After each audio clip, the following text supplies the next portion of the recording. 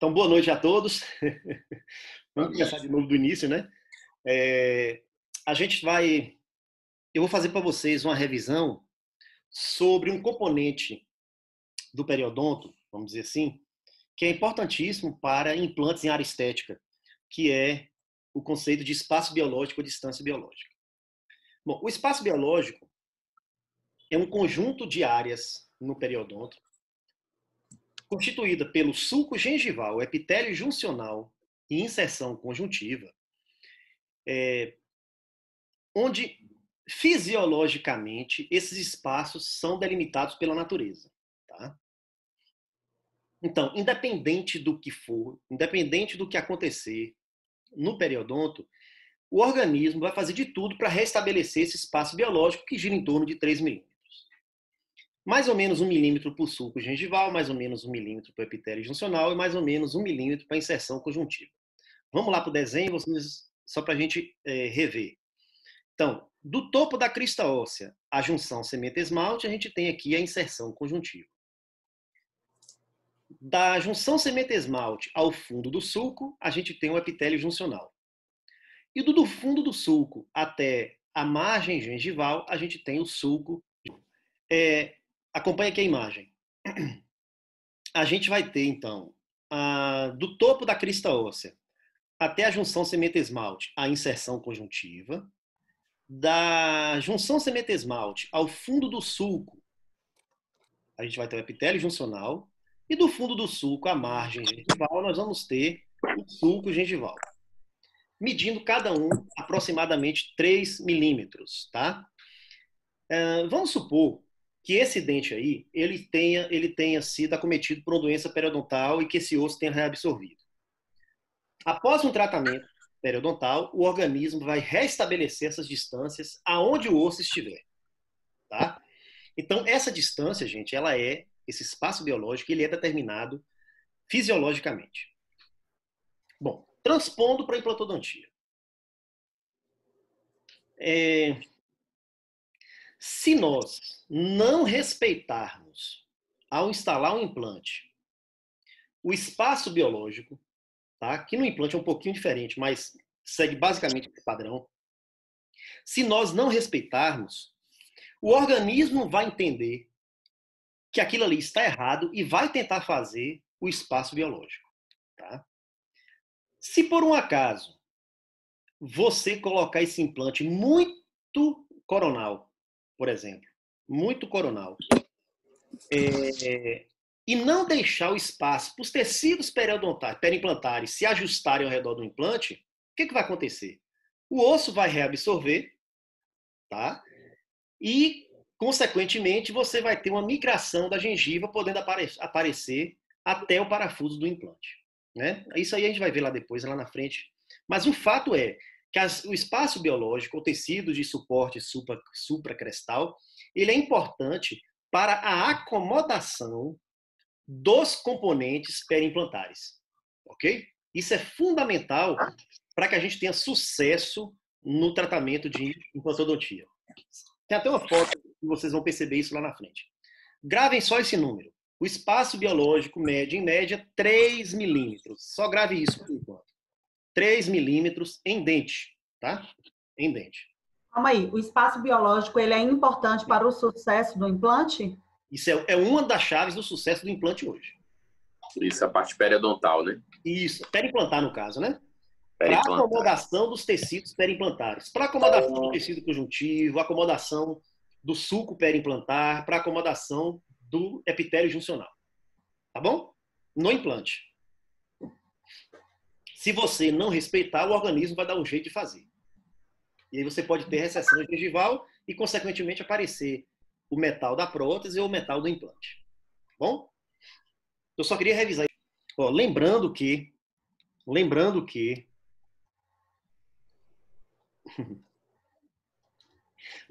tecido epitelial conjuntivo, eles formam, né, os dois, a gengiva, tá? Então, o tecido conjuntivo, ele é bem diferente do tecido epitelial, inclusive e principalmente em suas funções. Né? O tecido conjuntivo é o principal tecido né, é o tecido mais predominante na gengiva e no ligamento periodontal. 60% do tecido conjuntivo, gente, é de fibra colágena, é de colágeno. 5% é de fibroblasto, que é uma das células do tecido conjuntivo e principal, e 35% vasos, nervos e matriz do tecido conjuntivo. Tá? Bom, o mais importante componente do tecido conjuntivo é o colágeno. Tá? Pensem no colágeno como uma proteína, tá? Cuja estrutura dela permite um arcabouço no tecido conjuntivo, dando sustentação ao tecido conjuntivo, certo? Como se a gente estivesse aqui numa sala e dessa sala tivessem várias fibras passando de um lado para o outro, dando sustentação a essa sala. Bom, se eu estou falando para vocês que o tecido, o colágeno, ele dá uma sustentação, ele forma, né, aquele tecido conjuntivo, olha só o que vai acontecer quando a gente tem uma invasão bacteriana nesse tecido. A gente sabe que as bactérias estão sempre querendo entrar no tecido conjuntivo, né? Elas estão na cavidade oral, vão penetrar no sulco gengival com a intenção de passar pelo epitélio juncional e invadir o tecido conjuntivo. Para nosso desafortuno, uma das toxinas bacterianas, vamos dizer assim, é a colagenase, que é uma enzima que destrói o colágeno. Então pensa bem, você tem bactérias penetrando no tecido conjuntivo, o seu organismo fazendo a defesa, mas chega uma hora em que esse número de bactérias é tão intenso em que o organismo não está dando conta. E aí, esse tanto de bactéria injetando no tecido conjuntivo colagenase. A colagenase é uma enzima que destrói o colágeno. Ora, se o colágeno do tecido conjuntivo é destruído, o que acontece com a gengiva que está ali firmezinha, bonitinha? Ela começa a se tornar flácida. Ela começa a se inflamar. Então, ela perde a textura, torna-se flácida, tá? Torna-se edemaciada. Há uma proliferação de vasos sanguíneos naquela região, tornando-a bem avermelhada e, consequentemente, sangrante. Né? O que nada mais é que a inflamação gengival. Então, a inflamação gengival se dá também pela destruição do colágeno, né? Através da colagenase, que é uma enzima presente nas bactérias periodontopatogênicas. Tudo bem? Bom, Tudo. Não é só o fibroblasto que existe como célula no tecido conjuntivo. Porém, os fibroblastos representam 65% das células do tecido conjuntivo, tá? Então, assim, o fibroblasto produz vários tipos de fibras, participa da síntese da matriz, é uma célula fusiforme, né, como vocês podem ver nessa imagem aí, ou estrelada, né, cheio É 65%, é? Ou 5%? de todas as células presentes, 65% é fibroblasto. Agora, todas as células correspondem a 5% do tecido. Entendi. Certo? Então é 65% e 5%, né? Uhum. Então a célula fusiforme estrelada com o núcleo oval. Mas nós temos outras células, como por exemplo mastócitos, né, também responsável pela produção da matriz. O mastócito ele tem a capacidade de controlar o fluxo do sangue através dos tecidos, tá? E produz heparina e histamina, que são moléculas responsáveis pela me fugiu a palavra aqui agora. Pela sensibilidade, tá? Do organismo. Então, por exemplo, se você um choque anafilático, por exemplo, ele se dá por uma produção absurda de histamina no organismo, tá? Fazendo com que o corpo tenha uma reação de defesa contra aquelas próprias moléculas, tá? E a heparina tem a ver com a coagulação sanguínea. Então, os mastócitos são outras células do tecido conjuntivo, entre as 35, né, restantes. Macrófago. O macrófago é uma célula de defesa, tá? É uma célula de defesa do tecido conjuntivo. Importante saber, gente, que o macrófago ele não é uma célula sanguínea. Não faz parte do leucograma, né? Não faz parte dos leucócitos. É uma célula de defesa do tecido conjuntivo com função de fagocitose, englobar a bactéria, função de síntese de várias proteínas. Eles são bastante numerosos no tecido inflamado, claro. Se você tem presença de bactérias, as primeiras a chegar são os macrófagos, e eles não são glóbulos brancos, tá? Eles são derivados de um dos tipos de glóbulos brancos, né, dos leucócitos, que é o monócito do sangue. O monócito é uma célula sanguínea novinha, que pode se diferenciar em macrófago, por exemplo. Tá bom? Então, uma célula relacionada à defesa. E, por fim, a gente tem células de defesa propriamente dita, tá? Da parte branca do hemograma, né? Que são os neutrófilos, os plasmócitos e os linfócitos, que são células inflamatórias. Obviamente, essas células estão presentes no tecido conjuntivo o tempo inteiro, porque o tempo inteiro bactérias vão tentar penetrar no tecido conjuntivo. Aí eu faço uma pergunta para vocês. É correto eu afirmar a seguinte frase? Não existe periodonto sem inflamação. É incorreto isso aí. É falso. Por quê? Não existe periodonto sem inflamação. Existe. Eu creio, né? Não existe. Por conta da tentativa de agressão Não existe. contínua de bactéria? Isso. Olha só, Danilo. Sim. O tempo inteiro, o tecido conjuntivo ali está sendo bombardeado por bactérias que vão penetrando pelo suco gengival, certo? Sim. E o tempo inteiro, bactérias, células inflamatórias, como essas que estão aí, neutrófilos, plasmócitos, linfócitos, estão ali naquele local fazendo a briga lá de células, né, de defesa, células estranhas, ou reações de antígeno-anticorpo. Então, gente, uma inflamação subclínica, ela está sempre presente. Só faltou essa palavra. A pegadinha foi a palavra. Então, a inflamação subclínica, tecidual, histologicamente falando, ela está sempre existindo. Agora, clinicamente falando, aí não. Entendi. Tá? Então, assim... Clinicamente, a gente não pode achar normal um sangramento.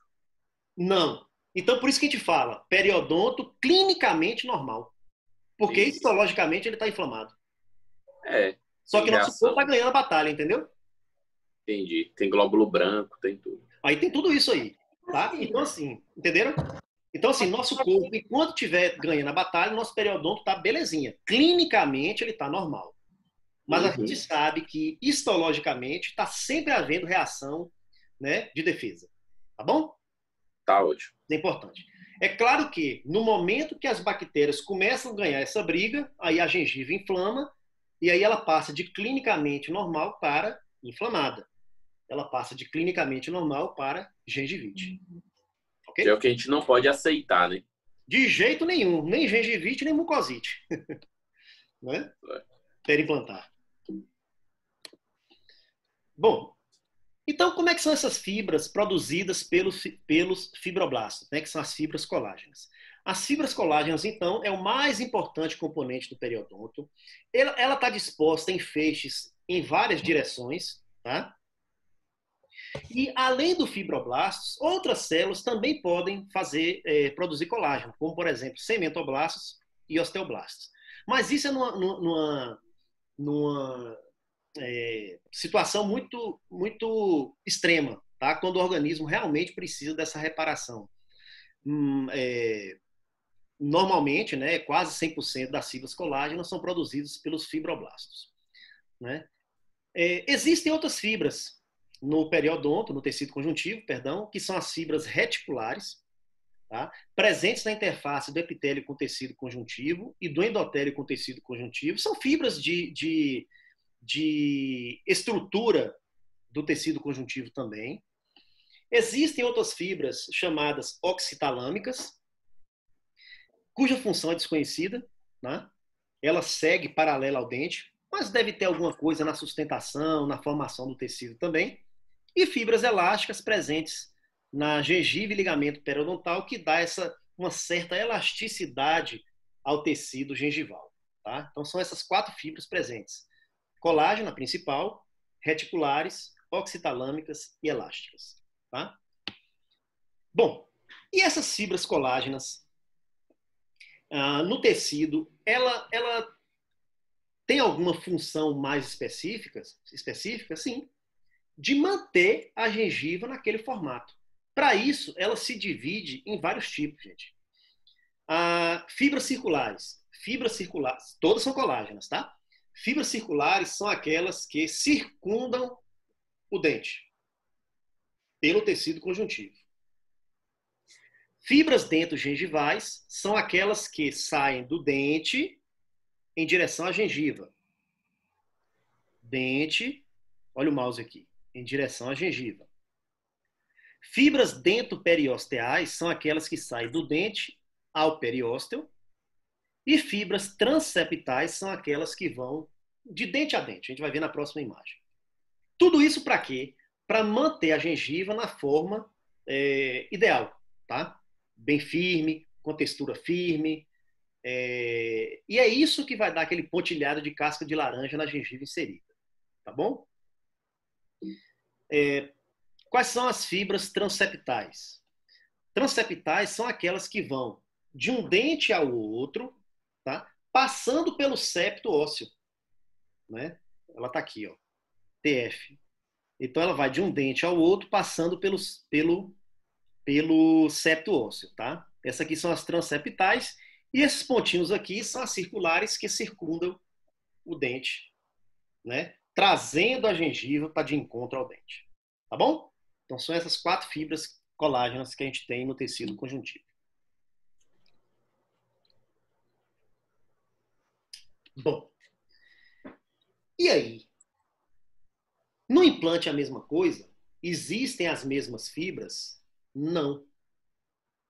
Prestem atenção nisso aqui que vocês vão entender uma coisinha que eu vou falar lá na frente. Aqui na esquerda, aqui na direita, ou esquerda para vocês, eu estou perdido aqui. Aqui no dente, onde eu estou com o mouse. Sim. A gente observa, ó, fibras circulares, dentogengivais, vai ter as transeptais e vai ter as dentoperiosteais. Só, pessoal, que no implante a gente não tem nem cemento e nem ligamento periodontal. Então não existe fibra saindo do implante. Então no implante, essa imagem aqui, a gente vai ter fibras circulares e fibras do periósteo para a gengiva. Tá? Observe, então, que enquanto no dente a gente tem fibra saindo do dente e pegando a gengiva, jogando, né, encostando a gengiva junto dela, no implante não. A gengiva ela é apenas encostada no implante. Aí eu pergunto a vocês. Ela vai parar lá próximo ao osso, né? A sonda. Vai. Ela penetra mais. Tá? Justamente porque o tecido ele não é grudado no implante, né? O tecido gengival não é grudado no implante, ele é grudado no osso apenas, tá? Uhum. Aí eu pergunto a vocês, qual que vocês acham que é o mais frágil, o periodonto ou a mucosa periimplantar? A mucosa. Com certeza. E aí, meus amigos, se você não der manutenção no seu implante, você pode ter certeza que daqui a um tempo você vai ter mucosite ou periimplantite. Primeiro, a estrutura periimplantar é mais frágil que a estrutura periodontal. Segundo, o sulco periimplantar ele é mais profundo do que o sulco gengival. O sulco gengival não é 3? No implante, 4 milímetros, em média. Tá? E a gente sabe que o fio dental só chega até 3. Então, assim, visita periódica ao dentista em paciente com implante é fundamental. Porque senão esse cara pode perder o implante no futuro. Resumindo, Periódico é o quê? 6 em 6 meses? Depende da higiene do paciente. Se o então, paciente, a gente só pode colocar um implante em um paciente que tem uma saúde bucal, de certa forma, 10, né? Tipo assim, sim, só que a gente pode colocar, porque Bom, na hoje verdade, a gente pode colocar em qualquer um. Com a higiene bucal muito ruim, nem o certo é isso nossa, primeiro para depois fazer o implante, tá? Porque senão você pode realmente perder o implante, tá? e a Agora população- sim, depois que você fizer o implante, a sua organização de retorno, quem vai fazer é você. Então, se o cara tem uma boa higienização, de 6 em 6 meses.